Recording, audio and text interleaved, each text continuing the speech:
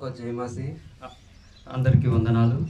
పోయిన సంవత్సరం 2024 ఫిబ్రవరిలో సిమి అమ్మగారు వచ్చింది। पिछले साल 2024 को सिमी सिस्टर ने हमारा घर आया है।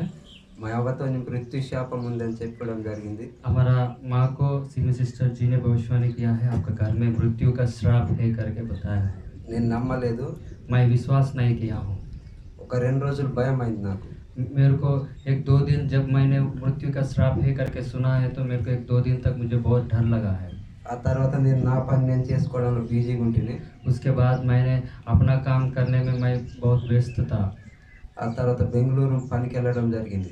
उसके बाद मैंने विश्वास नहीं किया हमारा घर में क्यों मृत्यु श्राप रहेगा करके सोच करके मैंने काम करने के लिए बेंगलुरु गया हूँ। బెంగళూరు పోయిన తర్వాత అక్కడ జ్వరం వచ్చింది। बेंगलुरु जाने के बाद फिर कुछ दिन के बाद मुझे एक बहुत बुखार आया है।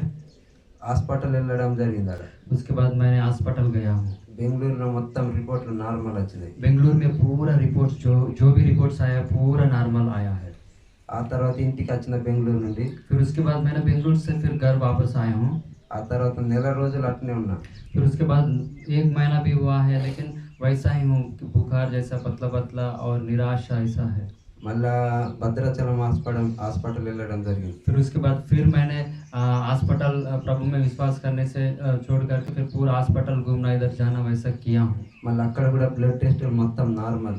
फिर उसके बाद भद्राचल में जब मैं अस्पताल गया तो वहाँ पर भी पूरा ब्लड टेस्ट किया है लेकिन सारा रिपोर्ट्स नॉर्मल आया है।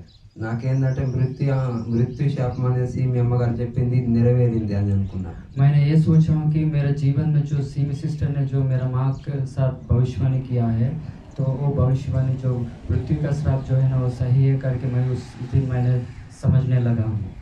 మృత్యు శాపం అంటే ఇంతకుముందు మా డాడీ కూడా చనిపోయాడు 2022లో।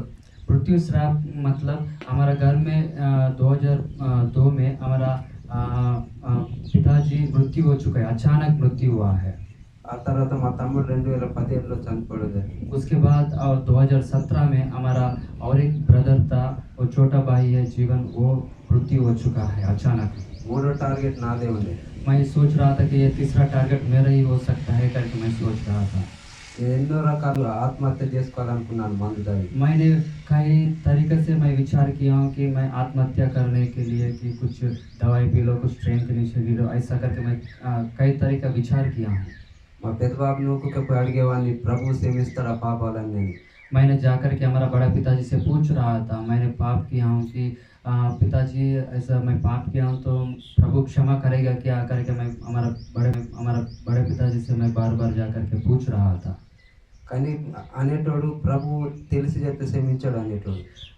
हमारा बड़ा पिताजी मुझे बोलता था कि अनजाने से जो किया है तो माफ़ करता था लेकिन जान करके भी करने से प्रभु माफ़ नहीं करेगा करके बोला है। ఇంకా నేను డిప్రెషన్లో వెళ్ళేవాడిని। तो फिर उसके बाद मैं और भी डिप्रेशन में जा रहा था।